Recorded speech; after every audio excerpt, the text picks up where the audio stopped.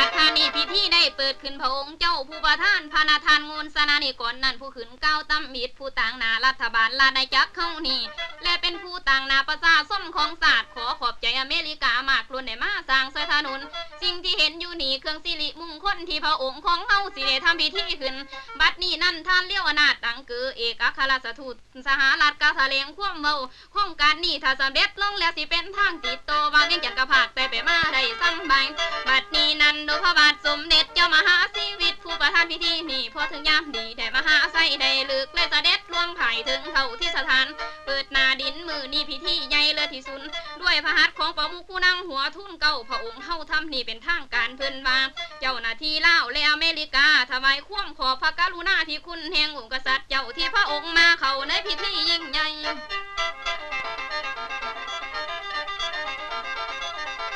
โครงการนี้การร่วมมือร่วมไม้ของศาสตร์ทั้งสองรัฐบาลของลาวรัฐบาลสหรัฐได้ร่วมมือกันสร้างพระบาทสมเด็จเจ้ามหาชีวิตนั้นเจ้าหน้าที่ทั้งหลายทอดพระเนตรการเฮ็ดบริษัทพร้อมสั่งนำเครื่องจักรมาใส่กำลังสูงสั่งก่อสร้างเทคนิคอีกด้วยงานสั่งอย่างดีทางสายนี้เป็นทางหลวงกวางใหญ่ทนแต่ดินและนำไปมาได้ถึกฤดูพระทานงนยังเบาเฮาจื้อบ่ท่านหลงเรื่องโครงการ30 ปีที่สร้างทางสายนี้ให้ไปมาถึงได้เวียงจันทร์กับไส้งอนตอนกันทางวางนี่มีไว้ซอยกันถนนบอนสีสร้างคือเอาวาตาเห็นจากน้ำกระดิ่งไปทั้งปากหินบุญสัวไก่พ่อใดเงาลอยลักกะไหวทางทุ่งดงป่าพิจารณาบอนขอจะลักเบาวาก่อนบ่แม่นแต่เท่านั้นในพระราชอาณาจักรเข้าไปมาถึงกันตั้งแต่เหนือถึงใต้ทำ